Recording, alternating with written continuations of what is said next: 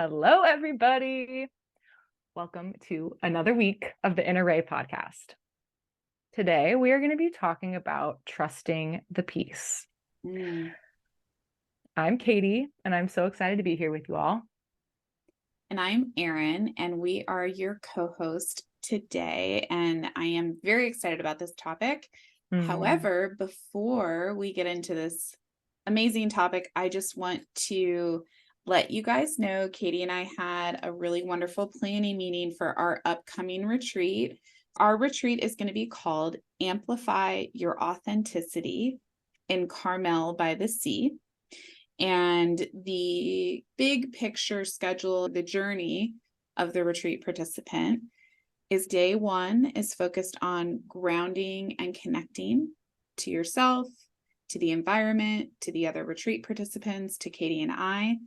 Day two, we are going to be helping you anchor and commit.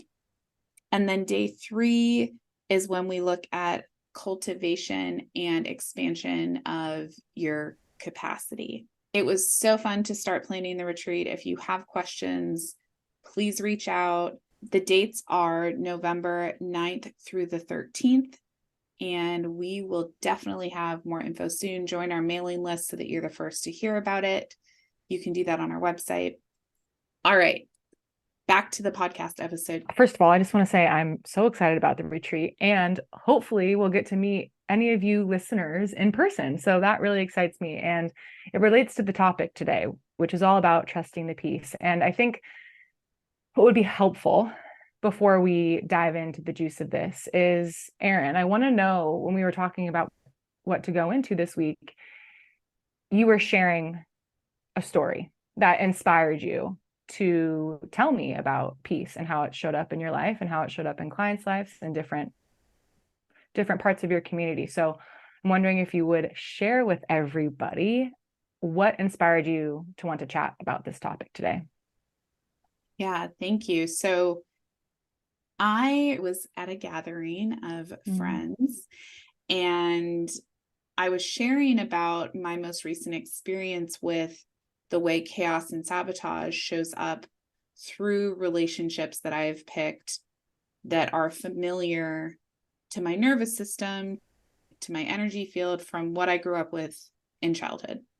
And I've recently released one of those relationships and talking about how difficult that was and the space in my life, the void in my life that it feels like it left. And I heard somebody else share shortly thereafter that for them, after they got out of their marriage and they were starting to rebuild their life, that they would wake up in the middle of the night panicking because it was like so quiet and peaceful. And that person then shared, what I've learned is to trust the peace. When she said that, it like hit me between the eyes. And I was like, wow, trust the peace. What a beautiful topic. So therein lies today's podcast episode. Beautiful. Thank you for sharing that. I'm a student of the Gene Keys, and I'm going to give a little bit of a framing for this because I think it is a beautiful illustration of how we move from conflict and chaos into peace, and what different things in our lives try to pull us back into conflict, and how, when that happens, what do we do? How do we build capacity within our nervous system to be able to sit in the void? Because a lot of the times when we're feeling peace, we're not doing anything. We're accepting and surrendering to the flow of life. And that can be a shock to the system when we've had to be in hypervigilance and when we've been having to manage chaos internally or externally in our relationship. So with Gene Keys, the path to peace requires breaking out of conflict. So the shadow of peace is conflict. And the gift that you have to practice to build capacity to hold the peace is diplomacy. What I mean by that is conflict stems from the human emotional system and our inability to handle the voltage of extreme emotional states. And so conflict breaks out when you start to identify with that emotional state. And it takes us into this biofeedback loop back to our nervous system of like nervousness and defensiveness. That's a lot for our system to constantly handle. And so ultimately that's rooted in this like idea that you have to defend yourself from danger. And so trusting the peace is hard because our system's used to defending ourselves from danger. And that's what keeps us alive. And so what I was hearing you talking about is how you had this relationship in your life, and a lot of your energy subconsciously was going towards managing this chaos. And then all of a sudden, something happened that showed you no longer that you could tolerate this. And so you had a choice to make. In that choice, you were able to see the enormous amount of life energy that was tied up in protecting yourself from a volatile emotional situation that was waiting to catch on fire. And I'm assuming, I know a little bit about it, but there was some sort of fire moment, and there was something that brought this all to the surface. And so the gift, like I was saying, that takes us from conflict to peace is diplomacy. So it's about dropping your defenses, having the ability to adjust your own behavior so you can create a harmonious exchange with yourself and with others, and having the ability to temper your own actions internally and externally to disperse the conflict. And so that comes back to creating ways to accept and absorb conflict rather than feed the beast. So how do you, and I'm curious, 2 questions, and we can take this either stream, is 1, at what point do you decide enough is enough? And 2, what are some ways that you work with clients that help them choose peace over feeding the beast? Yeah, great question. So I'll start with the first one. Enough is enough. What's so fascinating about this, because I see it in myself and I often see it in others, when I am buffering chaos and sabotage within myself, or a relationship or a situation is causing me to sabotage my relationship with myself or the chaos with myself, it can be so much harder for that to be enough is enough. Typically, there needs to be something outside of me where I see the chaos and the sabotage being externalized before I'm able to say, this relationship causes me to lose sleep, or this situation that I'm in is giving me anxiety. That's usually not enough, which I'm sad to say. I hope that I become someone where that is enough. And I do feel like I'm moving towards that. But in this specific example that I was speaking about, what really happened was I saw the impact on someone else. So it was a situation where I brought a third party in and I witnessed the dynamic with the third party person that I felt responsible and protective of. And when I saw the dynamic being played out in this other person, of course, it gave me insight into the ways it was playing out within myself. But until I saw it outside of me in another person, it was really hard for me to see, wow, this is chaos. This is conflict. This is sabotage. This is not good for that person. Therefore, is it really good for me? So that was the first thing. The second thing for me was that in this specific instance, it was connected to money, finances, and my professional reputation. And so I don't want to drop into it in too much detail, but those things for me are like my professional reputation and my journey through financial solvency and financial hygiene. Those things are sacred to me. I've worked years to build my brand, my company, my reputation. I've spent years preparing to be an entrepreneur and a business owner because I was not given a lot of financial advantages growing up. So when I saw that this dynamic that I was in started to harm the financial piece and that it started to sabotage me professionally and financially, that was also when I was like, you know what? I don't need this stuff in my life anymore. And many clients, I hear them hit the same threshold when it maybe impacts their children, or it impacts their connection with a partner, or it impacts a pet or another loved one. I know for me, like I said, there are times where my peace is enough, but when there's good sides to the dynamic and good things about the other person or the other situation that is causing chaos and conflict, it can be like, yeah, I lost some sleep, and yeah, I have some anxiety, but also there's all these good things. And then, so when I see it externalized onto someone else and I still see it happening, I'm like, you know what? I think enough is enough. So that is my answer for your first question. Beautiful. Before you jump into number 2, I just want to highlight a few things that I think are important for everybody listening. One is, obviously, I know Erin is one of the best coaches and holders of space that I've ever met in my entire life. You have the ability to do that for yourself now, and you have learned to see everything in your life as a lesson. But for anybody listening who maybe doesn't have a coach yet, what is so important about what you just described is, with coaching, you get to externalize what is playing out in your inner world. So you can actually see the chaos, like I mentioned before. And like I heard in your story, when chaos is what you're used to, is what your nervous system is used to, you don't realize that it's not normal. And so a lot of the times you need someone else to hold a space for you where you can actually feel this frequency, this vibration of peace, to start to be like, ooh, like this doesn't actually resonate at all. And do I want to live with this? And is it worth living with this in my life? And if it's not, how do I learn to come into right relationship with it? And going back to, you mentioned addiction at the beginning of this, we think of addiction a lot of the time in these extreme situations, but it can just literally be as simple as addiction to conflict and to chaos as a vibration. And so how can you look at these different feelings in your life, and how can you start to get in tune with the more subtle ways that conflict and chaos show up in your nervous system? And so some of the things that are coming to my mind is, you feel nervy, you feel like tense, edgy, unrelaxed, tight, and that's not who you are. But a lot of the times, again, when we're used to chaos, we're used to feeling those things, so we don't pay attention to it.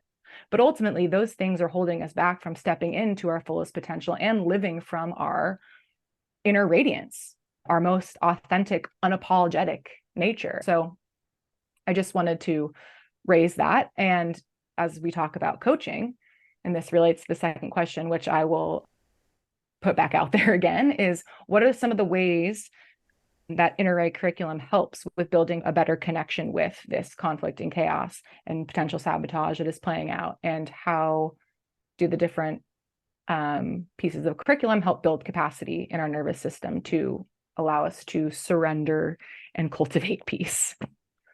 Yeah, thank you, Katie, for that. Pretty much every tool in the Inner RAE curriculum is designed to bring you back to this inner peace, this inner radiant, authentic energy. So for starters, considering all dimensions, so the whole reason we have a holistic balancing tool in the curriculum is because trauma, chaos, addiction, whatever kind of disharmony we want to call it, creates a nervous system shift where we are more in the amygdala, we're more in the limbic system. And when we are in that portion of our brain, when that is the part of our brain that is firing and controlling our behavior and our perspective, everything becomes tunnel vision, everything becomes myopic. And that makes sense, because that's the part of our brain that is designed to help us survive. If we were being attacked, we wouldn't want to pay attention to anything but the thing attacking us. Makes perfect sense. However, the disadvantage to that in this world where we're not being attacked or chased down by a tiger is that when we overfocus on the problem, we get more of the problem. So what considering all dimensions does is it helps you look at things emotionally, physically, intellectually, financially, relationally, and spiritually. To go back to something I've talked about many times on here, when I was in grad school and I was miserable and I didn't understand why, I was in survival mode. if I had used this curriculum, I would have seen that the only area of my life being nurtured by this situation was intellectual. And even there, I was getting harassed and abused. So even there, I was feeling like crap about myself. But if I had looked just zoomed out and been like, is this good for me emotionally? No. Is this good for me physically? No. Is this good for me relationally? No. Is this good for me spiritually, financially? Absolutely not. The only area that was getting any benefit from this situation was intellectual. And because for me, intellectual was how I survived my childhood, it makes sense that I ended up in that situation. Once I understood that from a holistic perspective, when I considered all the dimensions, there was nothing good about that situation for me. It was like, okay, so would I rather have something that's maybe less intellectually stimulating, less advantageous to my egoic version of intellectual, but more advantageous to myself holistically?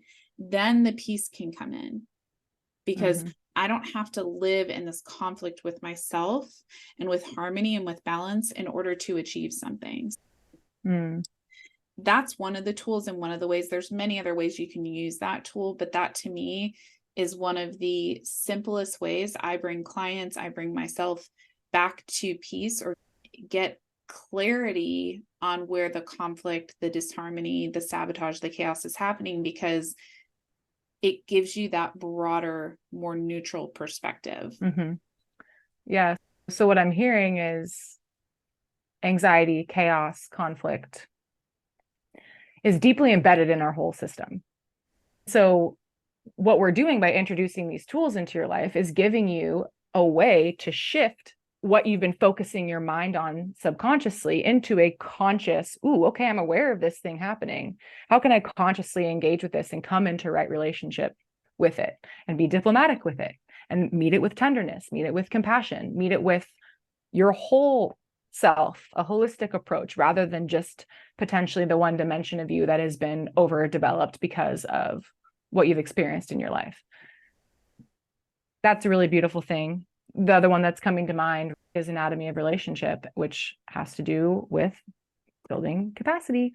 So curious how you think that one comes into play here. I'll give a perfect example. I had a client one time and he really struggles with commitment in relationships. It was actually his dad that said this. I can't take full credit for it, but it lined up beautifully with the anatomy, which his dad said to him, connection without commitment is chaos. And at the time I was actually developing the anatomy of relationship, and I had already come up with the 3 C's of connection, commitment, and capacity. And I was like, holy crap, that's exactly what I'm trying to illustrate in this anatomy, that if you get out of balance in any of those 3 C's, or you don't have awareness of those 3 C's, it can lead to chaos. So if you want to have peace, it's not necessarily that you have to change the 3 C's. You can, that would be great. But even just being aware that's happening, if I am feeling like I don't have relational peace, I can examine what is the quality of the connection with this person? What is the quality of the commitment with this person? And how much capacity do I have, or do they have, for this relationship? And so once I have that awareness, I get choice. And then after choice comes peace. Now, in between there might be grief, there might be anger, there might be resentment. There are tons of other emotions that swim around in between there. But at least for me, once I have an understanding of what's happening, I can usually find and cultivate some peace. Beautiful.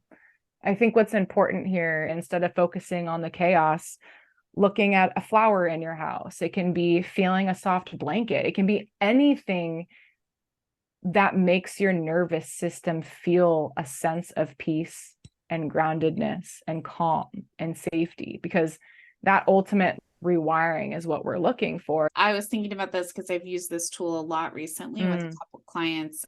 We have a tool called Full Circle. God, I love this one. Yeah, we haven't talked about this much on this podcast yet. Full Circle as a tool helps with what we call euphoric recall. Often what will happen for me, for my clients, for so many people, is you start to experience peacefulness. You start to experience calm. And the nervous system is unfamiliar with that. It starts to do like a little trip down memory lane. It starts to have these positive flashbacks of these relationships or these situations that, oh, I really was happy when I was dating that person. So now that I have all this peace and this calm and I'm not used to it, how can I just bring this situation back in? Because the euphoric parts of the relationship are not stored in the same parts of the brain where the negative information is. Yes, you might have had euphoria in this relationship. You might have had intense connection. There are going to be good things about this person, this place, this thing. And you collected a lot of data that led to the reason why you're not in that situation anymore. So without giving it away, you'll have to reach out to us directly if you want to know how the whole exercise goes. It's an activity to bring those two sets of data into one place so that your brain can see it and create the wiring from the limbic system to the prefrontal cortex so they're connected. And there can be this pathway that when you have that euphoric recall, when you're in that nostalgia, when you're in that longing for something that once was, you're able to have that pathway to the prefrontal cortex that says, yes, and, right? Like good DBT skills here. Yes, and yes, that person was exciting and fun and interesting and loving. And they were abusive, chaotic. It was full of conflict. They weren't going to therapy. They would often forget to call you, whatever it is, whatever the negatives were, you are able to keep them connected in this exercise and therefore strengthen the pathways in your brain that connect them such that you're less likely to sabotage and re-engage with a person, place, or thing where you already have the data that it causes sabotage, it causes conflict, it causes chaos, and it robs you of peace, which is what we're here to grow on the planet, is my belief. Yep. And I absolutely agree with that. And what I'm hearing in that example is another thing, the discernment between intensity and intimacy. So just everybody listening, sit in the difference between those two things in your system, feel into the places in your life that feel really intense. And is that actually what you're seeking, or are you seeking more intimacy? And if that resonates with you, we are both here to help you figure out how to shift into deeper intimacy with yourself and in relationships. I love that idea of intensity versus intimacy. And I often will bring people to the map of consciousness to talk about another tool, which is when people say intensity, they usually are speaking to the consciousness of desire or craving or longing. It has more of an addiction quality to it, right? I can't get enough of this person. I can't stop thinking about this person or this thing. Versus love, which is a very high vibration. And in the consciousness of love, in the consciousness of joy, that form of intimacy, right? Because intimacy is just closeness. It doesn't have to be sexual intimacy when we use that word. That form of intimacy is not addictive. It's very high vibrational. When we confuse desire with love, when we confuse intensity for intimacy, we are robbing ourselves of peace, because peace is a very high vibration. Chaos and sabotage is low vibration. So at the end of the day, this is all about how much capacity do you have for high vibrational states, and how do you cultivate and grow that capacity? Wonderful. I'm hearing the importance of building a gentle inner rhythm and engaging with practices that soothe your nervous system. And getting used to feeling peace was challenging, because as you start to feel peace, you start to see all the different ways that you were sabotaging yourself. And there's a lot of healing that comes along with that. I think we can close this one out and end with our question. Name someone in the public eye broadcasting their inner ray, inspiring you to live your most radiant, authentic, and I'm going to add in peaceful life. Absolutely. I don't know this person personally, but, Mm-hmm. and I hope I'm saying her name correctly, Pema Chödrön or Pema Mm. Chödrön. I never know exactly how to say it. But she has a book called When Things Fall Apart. Mm. And it's all about what to do in the blank slate of just everything falling apart and sitting there with yourself. What I love about her book and her work is that it is about building capacity with self, with feelings, with the unknown.